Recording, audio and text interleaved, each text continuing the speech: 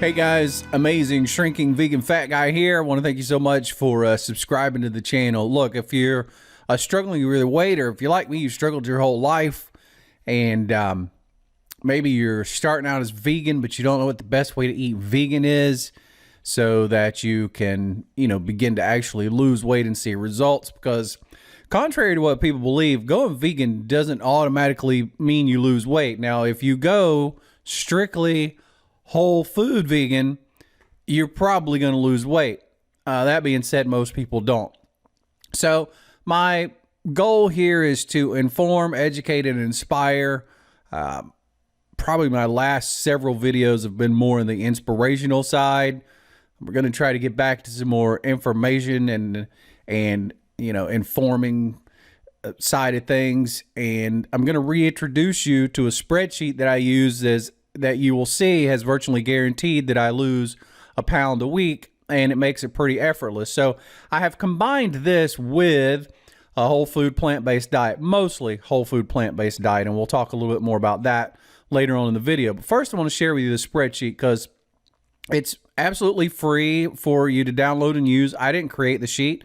A Redditor, if you're familiar with Reddit, created it and shared it, I believe, in the Lose It subreddit, and made it available for free to everybody. All I did was simply download it, and I just put it up on on my own server, so it makes it easier for you to find. The link to download the sheet will be in the description box below, or you can just go to veryveganrecipes.com/sheet. But I just wanted to show you how well it works. I started using it way back April 25th of this year is when I started using it. As you can see, I still weighed 370 pounds at that time. Now, I'd already lost some weight. I had already lost, I guess, 38 pounds or something like that at that point. And you'll see this bear out. Your first, however, it depends on how large you are, but no matter how large you are, the first 10% that you need to lose will go very fast, and then it'll get slower and slower and slower. And the closer you get to your goal, the slower the weight loss will go. That's just going to be natural.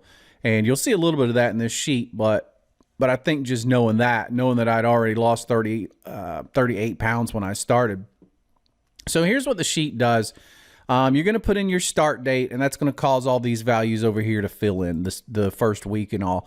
And you'll tell it, do you want to use pounds? Are you going to use calories or kilojoules? What your starting weight is, what your goal weight is.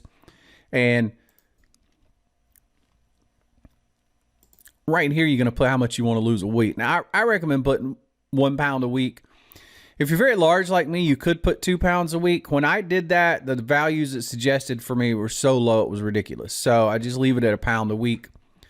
You can see that I've lost 17 pounds. And if you add it up, it's almost exactly 17 weeks, because each one of these little boxes here is 4. So there's 2, 3, 4. There's 16.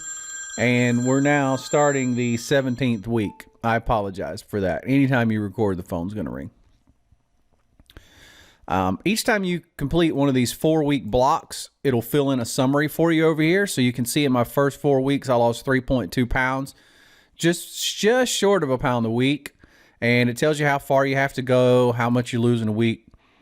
The next 4-week block, I lost 6.3 pounds, which is 1.6 pounds per week. Which was very nice. I really loved that 4-week period, if we're just being honest. Then I hit a plateau, and you can see here the weight loss per week. I started out losing some weight, and then actually gained a little, and gained a little the next 3 weeks. I wasn't really doing anything different. It was very frustrating. It was very hard for me to deal with. And those times happen, but it actually, this makes it look like I only had issues for 3 weeks, but then when you figure you got to start losing back again, see, I had to start, some of this I gained, I had to lose back. I mean, it actually stretched into about 5 weeks. It was over a month. It was very tough. And I've just finished another 4-week block, and in that time, I lost 4.4 pounds, which is about 1 pound a week, as you would expect. And you get the update here. And I'm going to tell you what these numbers are here. I started back. I didn't notate the first time I did it, but right here I started back on the mostly all potato diet. So I would say 90% of what I'm eating at this point since Tuesday here, the 9th, has been potatoes. But I do eat like steamed broccoli or steamed asparagus or something like that with it, but it's mostly just potatoes. And then a couple of these days I threw in some other things, but for the most part it's been the potato diet. This red splotch right here, I got a new Withings scale in. It's the new Withings that monitors your heart rate. It monitors something called pulse wave velocity to tell how healthy your arteries are. And it automatically updates your body fat percentage, your bone percentage, your muscle percentage. It calculates all of that. And then automatically updates it to an app on your phone so you don't have to manually be putting it in on your phone and stuff. So when I got on this scale, the reason I marked this in red is because I was actually 2 pounds heavier on this scale than the scale that I've been using all this time. I didn't adjust for it. I'm just putting the numbers in like they are, but it's pretty much been true every day. I'm about 1 pound or 2 heavier on this scale than I am on the old scale that I was using because I checked both, but I'm just going to go with this. So, if you were to take that into account, I've probably actually lost another 1 pound or 2.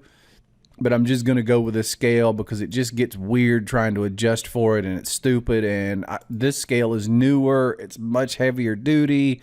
It was a lot more expensive. So I'm just going to assume this one was right, which would actually mean that all these values going backwards are probably 1 pound or 2 too light. Either way, the net result is the same. And I just wanted to let you know why those were red. So if you want to get this sheet, you can go to veryveganrecipes.com/sheet. Or the link will be below in the description. So that's the first thing I wanted to talk about today. The second thing I wanted to talk about briefly was this concept of whole food, a plant-based, whole food, plant-based vegan diet. And what does that mean? Because, again, I try to help people. And I was talking to somebody. I've actually talked to them several times on Facebook. They've sent me messages. And they were a little confused or, about going vegan. And so what I had them do was send me some things that they'd been eating, try to give me a couple of days of food that they had eaten. And very quickly, I discovered what the result was or what the problem was. And they were just eating a lot of things that contained oils in them, which is just very high fat. And so they were eating so little food because the foods they were eating while they were vegan, they were very calorie dense and fat dense. So what you want to do is you want to have a diet that is not calorically dense. You want to eat foods that aren't calorically dense because that's going to allow you to eat a lot. You can just eat a lot of food. So I'll try to give you an example of how much food you can eat. Like I buy the biggest potatoes I can buy. When I'm in the store, I get those large potatoes. And I like the potatoes that are between 400 and 500 grams each. After you cook them, you're going to lose, about 20% of the weight. So they wind up being around between 350 and 450 grams is what I shoot for after I cook.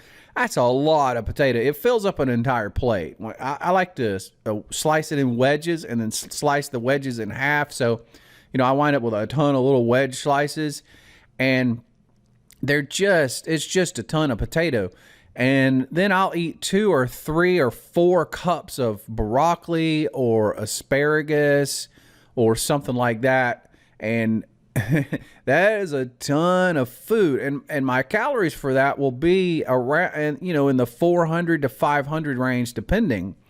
And it's all the food I can eat. Now I'm just going to take something maybe we all recognize. Maybe let's just take like a regular, let's take a 1/4 pounder from McDonald's with fries.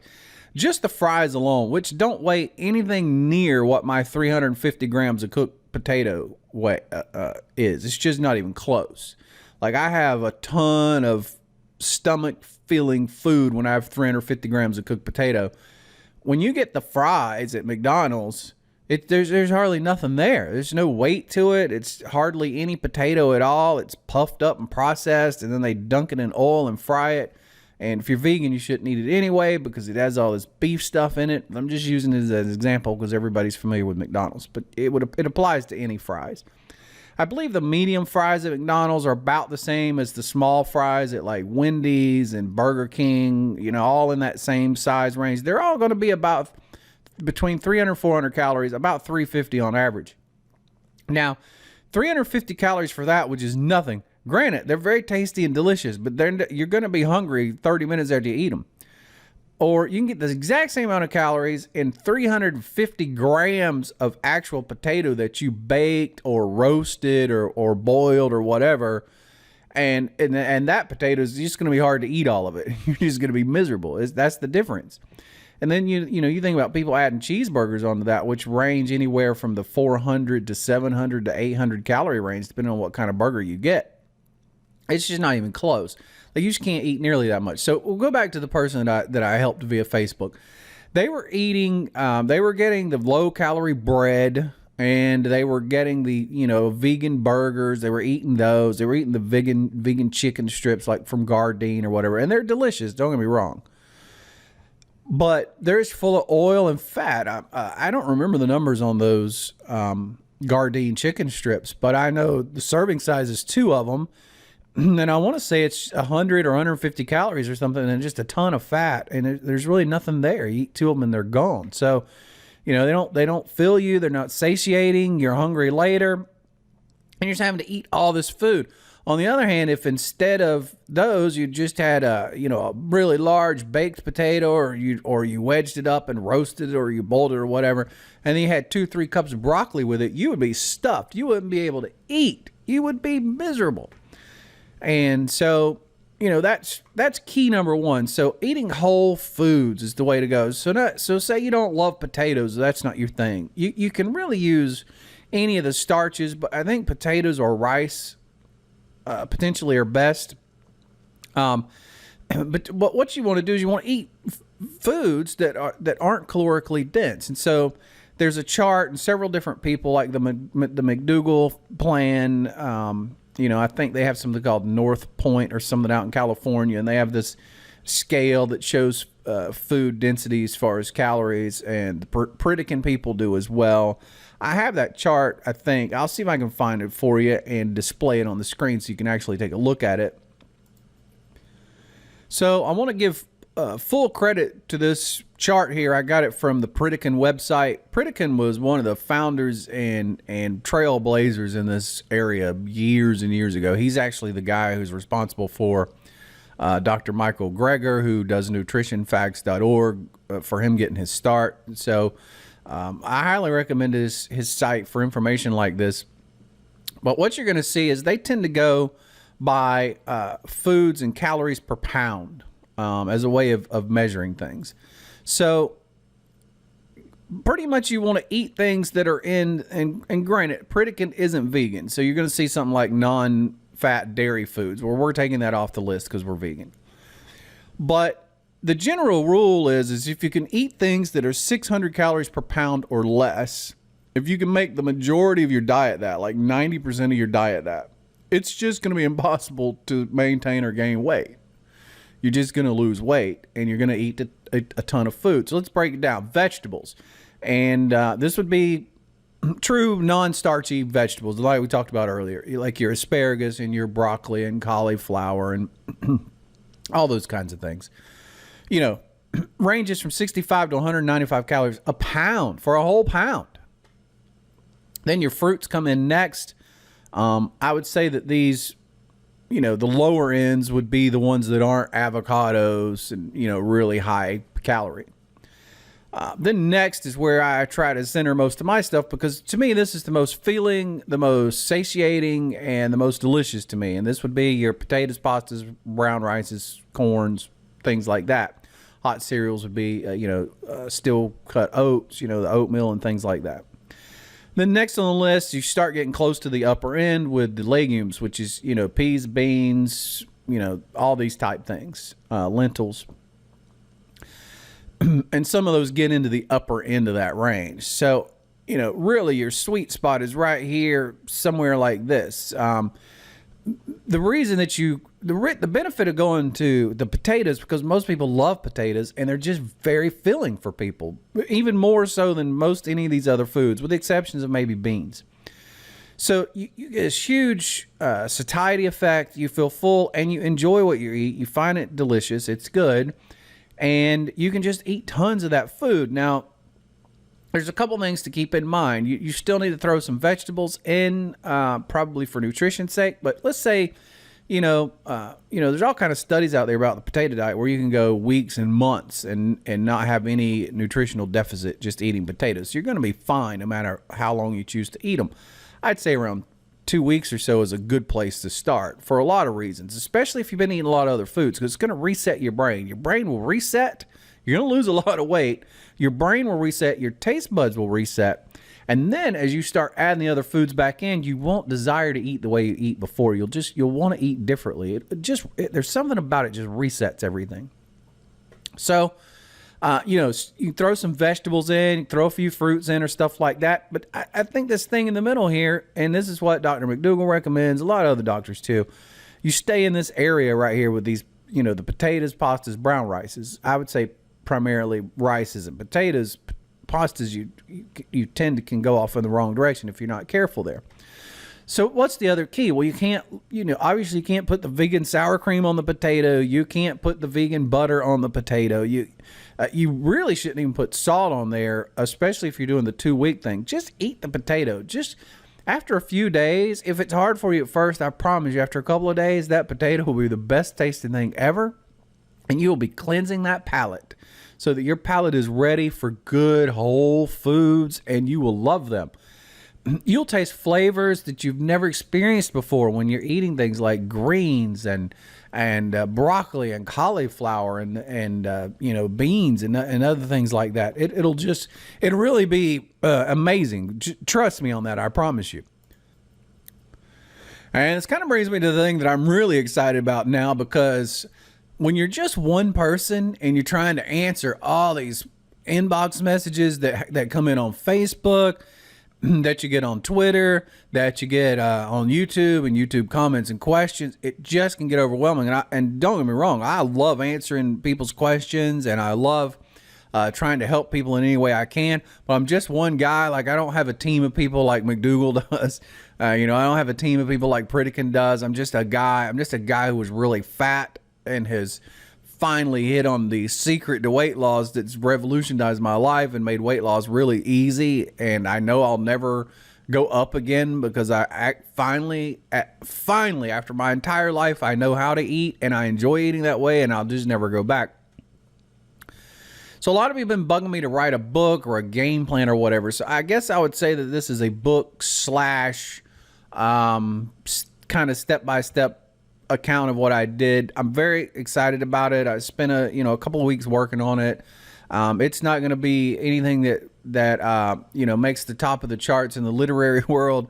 I'm not by no means a fantastic writer. There may even be a grammatical error. I don't know. We proofread it several times, but it details not only my life, how I grew up, how I was raised. It gets into some of the things you need to know psychologically as far as losing weight, and then it gets into the meat and potatoes, pun intended, of how to eat and lose weight, and it chronicles exactly what I did and the steps that I took, and it's